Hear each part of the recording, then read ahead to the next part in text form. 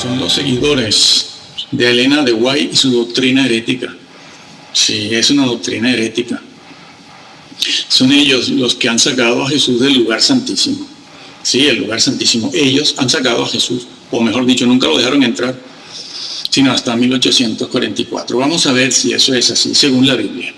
No podemos ver eso según los escritos de la señora de Elena de White, aunque los adventistas, para poder justificar una herejía que casi que ni el diablo lo había inventado, han dicho que Elena de White tiene un grado de inspiración de segundo grado, claro, para poder hacer valer doctrinas que van en contra de la inspiración bíblica.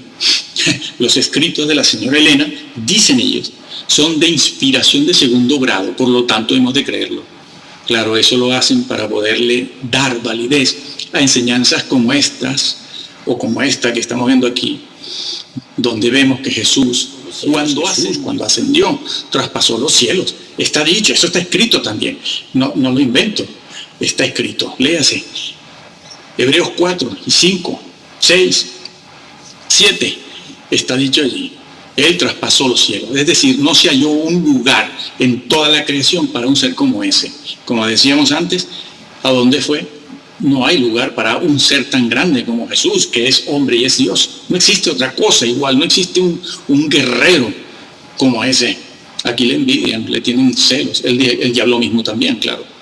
Por eso, porque es gallardo, valiente, no hay ninguno. No se halló lugar, sino en el seno del Padre. En el seno del Padre no hay arcángeles, amigo, ni ángeles. Nadie, ni los hombres pueden entrar allí, a menos que tengan deidad. Y solo hay uno que tiene deidad, por lo cual es Dios. Y ese es Jesús, el que se encarnó en María. Eso no es mitología griega. Se encarnó de verdad. No es un cigoto bajado del cielo, completo. No. Se encarnó en María. Lleva sangre de María. Eso lo decimos en otro vídeo. Bueno, aquí lo que nos compete, nos interesa ahora, lo que nos ocupa, que es Jesús en el lugar santísimo. Algo que han negado los seguidores de Elena de White, porque no siguen la Biblia, siguen los escritos, los libros de Elena de White. Bueno, lo han sacado al Señor del lugar santísimo, violando el versículo 3 y 12 de Hebreos 9, sobre todo el 12.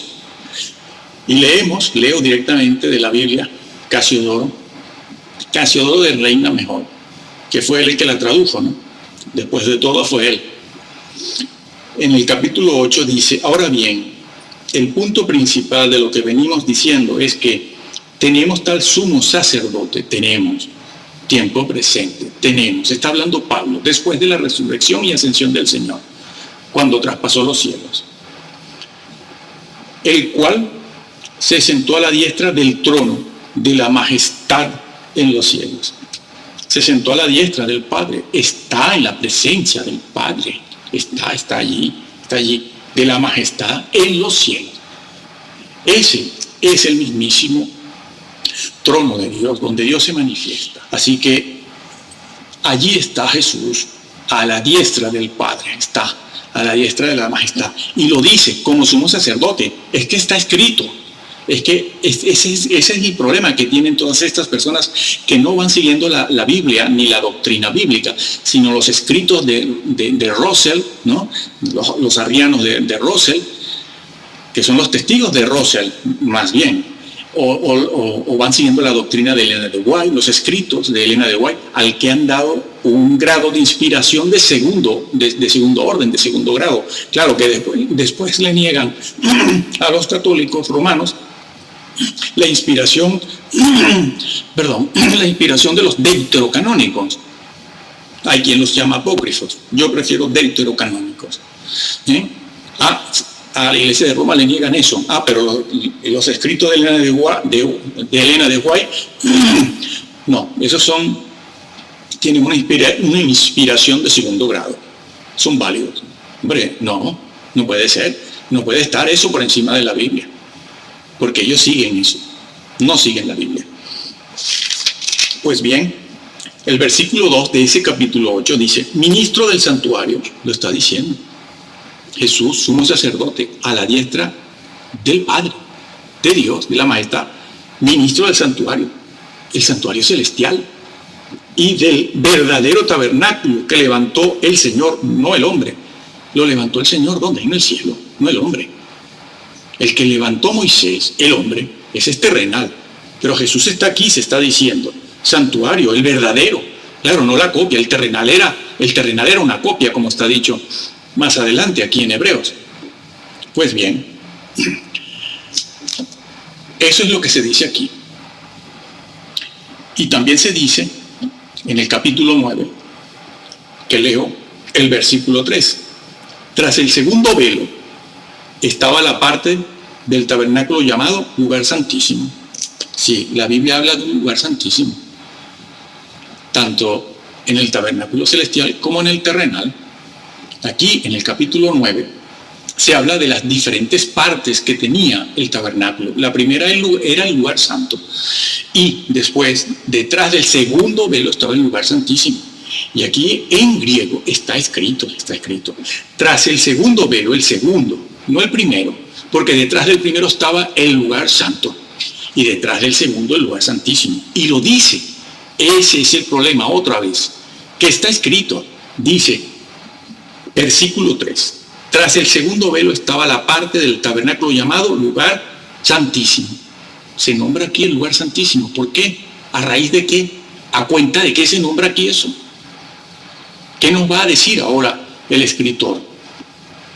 Sí, está escrito, Agia Agion, santo de los santos. Esa sería una traducción literal, pero lo ponemos por lo que quiere decir, lugar santísimo. Bueno, aquí la Biblia dice eso, registra eso. Luego leemos en el capítulo 9, el versículo 11, que dice, pero estando ya presente Cristo, sumo sacerdote de los bienes venideros, por el más amplio y más perfecto tabernáculo, el celestial, no hecho de manos, el celestial, es decir, no de esta creación, claro, porque es del cielo, y no por sangre de machos cabríos ni de becerros, sino por su propia sangre, entró una vez para siempre en el lugar santísimo, habiendo obtenido eterna redención. Lo dice el versículo, está en tiempo pasado. Cuando ascendió, entró. Lo viene diciendo desde el capítulo 7, como hemos visto. En el 8 también hemos leído el versículo 1, y aquí estamos leyendo el versículo 3, en este capítulo 9 y el 12, y vuelve a decir lo mismo, que Jesús entró con su propia sangre. Porque necesitaba la sangre, Jesús, la suya propia, porque solo en el lugar santísimo, solo en ese lugar, para entrar se necesitaba sangre. No se podía entrar sin sangre en ese lugar. Por eso dice, con su propia sangre entró en el lugar santísimo. No es honesto de parte de los adventistas poner aquí, en lugar del lugar santo o lugar santísimo, santuario. Como si ponen tienda o santuario o tabernáculo. No deben quitar esa palabra. De ahí la han quitado en sus versiones y después la llaman Reina Valera. Reina Valera no hizo eso. Reina Valera tradujo correctamente, mejor dicho, Casiodoro de Reina, perdón, las cosas como tienen que ser, porque hay ciertos detalles históricos. Así que aquí se dice en el versículo 11 y el 12 que él entró en un tabernáculo perfecto, no hecho de mano, a la diestra del Padre, en el trono celestial, a la diestra de la majestad, en el lugar santísimo, y no con sangre ajena, ni de becerros, ni de ovejas, sino la suya propia. Acuérdense de lo que hemos venido hablando, que esa sangre tiene un carácter legal, jurídico, está blindada, es así, inalienable, su función sacerdotal, pero esa función sacerdotal la ganó con esa sangre, es la sangre de Jesús. Como dice la Biblia, como dice el texto bíblico, estos son los que han vencido por la sangre del Cordero Jesucristo. Sí, han vencido por la sangre. Entró una vez para siempre, allí cuando ascendió, hace 2000 años ascendió. Pero los adventistas dicen que no había ascendido. Que Jesús esperó a que el señor Miller Guillermo William o Wyland Miller pusiera la fecha de entrada, que ellos los adventistas reconocen. El señor Miller se retractó, pero los adventistas no. Y han dicho que lo que pasó es que vino y nadie lo vio. ¿Dónde está? Haciendo un juicio pre-advenimiento de juicio. No. ¿De dónde sacan eso? ¿En la Biblia está? No. Se admite que no está en la Biblia. ¿Dónde está? En los escritos de Elena. Pero los escritos de Elena son los escritos de un ser humano. No, ella tiene inspiración de segundo grado. Es como de México que también dice, pantalones femeninos. El Señor al que peca se lo lleva. La misma cosa. La misma actitud, la misma conducta, señores. Exégesis. Los escritos de Elena de White no tienen valor ninguno. No es inspiración ni iluminación del Espíritu Santo. El Señor entró en el tabernáculo celestial, en el lugar santísimo, y ustedes la Biblia la han torcido. No pusieron, no registraron ni siquiera lugar santo, que sería lo mínimo que se podía pedir, lugar santo. Pero es propio traducir lugar santísimo porque está hablándose del lugar santísimo. El trono de Dios. No, pusieron tabernáculo, como si ponen tienda, como si ponen cualquier otra cosa. Santuario. ¿Por qué? Ahora lo explicamos. Una cosa es un santuario y otra cosa es, o una tienda, y otra cosa es el lugar santo, y otra cosa es el lugar santísimo. El vocablo santuario es un vocablo que se utiliza, lo pueden ver en cualquier diccionario, para hablar. Repetimos que los adventistas ocultan la verdad. Quien no conoce la historia no puede saberlo. Pero el versículo 3 del capítulo 9 de Hebreos lo dice.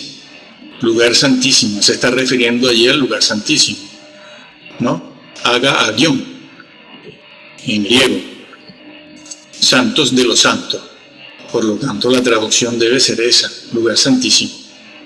Pero no es allí donde ocultan la verdad, sino en el versículo 12 de ese capítulo 9 de Hebreos.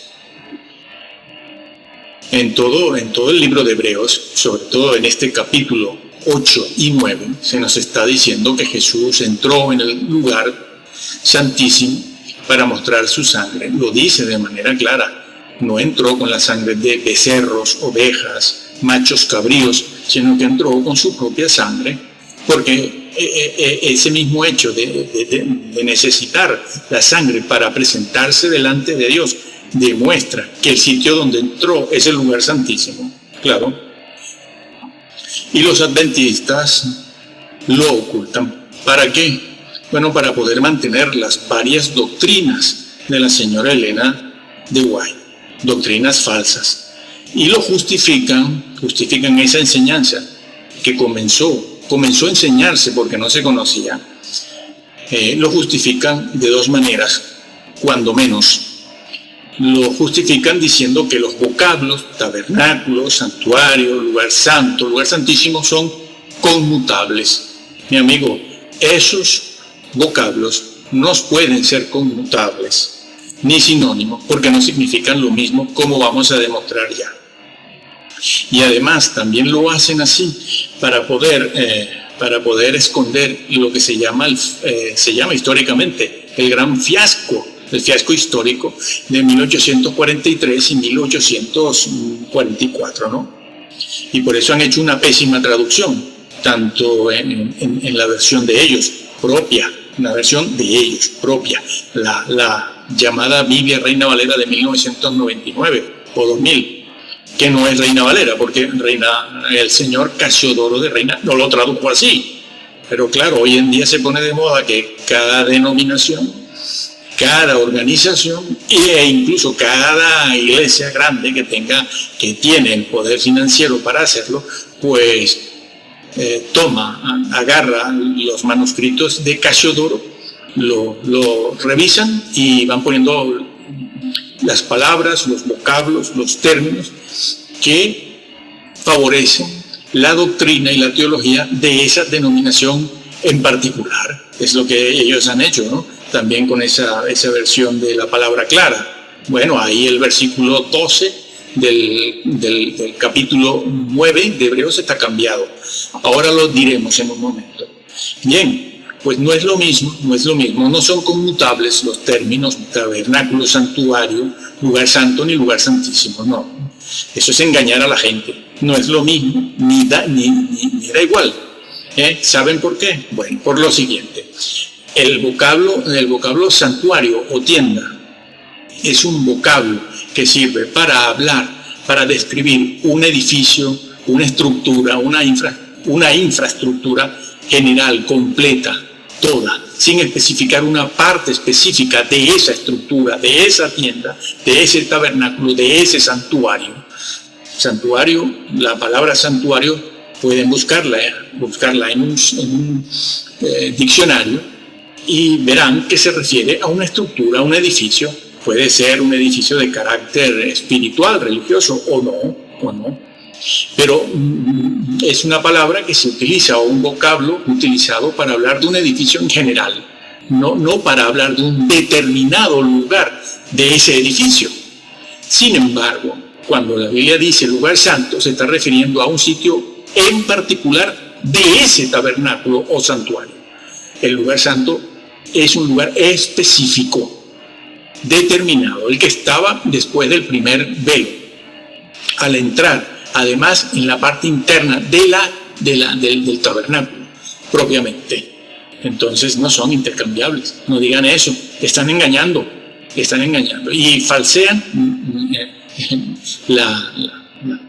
los significados, la semántica, al mismo tiempo que han torcido el significado, la doctrina bíblica.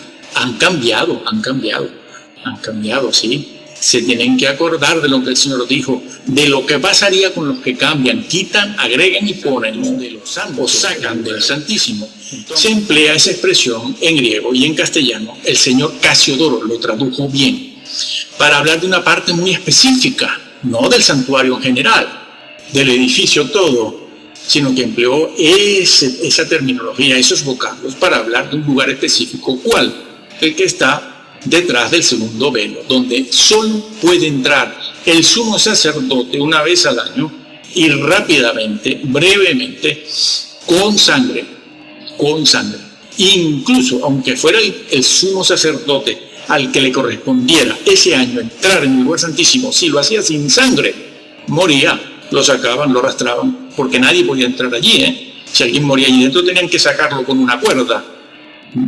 Bueno, entonces, por eso Jesús se dice que con su propia sangre entró, cuando ascendió, como hemos venido explicando. Y desde entonces, cuando ascendió, el Señor se convirtió en un intercesor. No hemos tenido que esperar a 1844, al gran fiasco del señor Miller,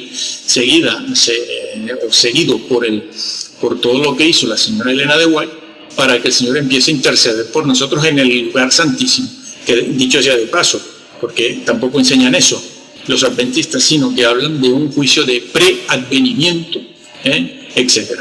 Bueno, entonces, esa doctrina es verdad también. Otra cosa con la que se han inventado para poder justificar esa doctrina, que no es bíblica, y como no es bíblica, pues claro, hay que justificarla de alguna manera, es también diciendo, en segundo lugar, que la señora Elena de White, pues, goza de un grado de inspiración e iluminación de segundo grado. Sí, un grado de iluminación, de inspiración de segundo grado, ¿no? Y después ellos mismos, a los católicos romanos, les niegan el segundo grado de inspiración de los deuterocanónicos, que deutero quiere decir eso. Bueno, no.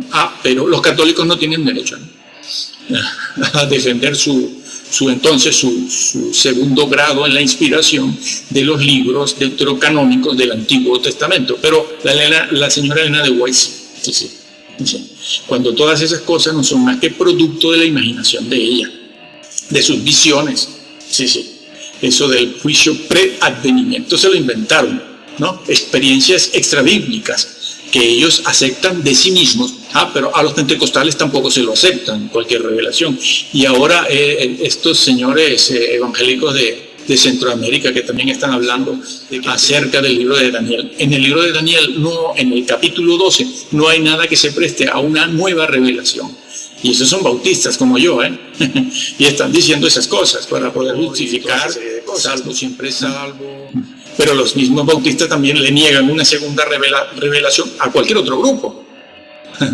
Pero la segunda revelación muestra que nos hemos inventado, no, esa sí es cierta. Bueno, esto es un desastre. Es un desastre, hermano. Lo vamos a dejar aquí, diciéndote lo siguiente. Lee la Biblia, por favor. Mira, en esta situación que tenemos en cuanto al mensaje de nuestro Señor Jesucristo, el Hijo de Dios, verdadero hombre, solo se puede hacer una cosa: tomar una Biblia y leerla. Y como hemos dicho en todos nuestros videos, léela y entiéndela en principio, tal y como te la encuentras, así como está, no la cambies. Si alguna vaca sagrada te dice que, bueno, es que esa palabra no significa lo que quiere decir, no le hagas caso. No le hagas caso porque él no lo sabe. Ahora se ha puesto de moda.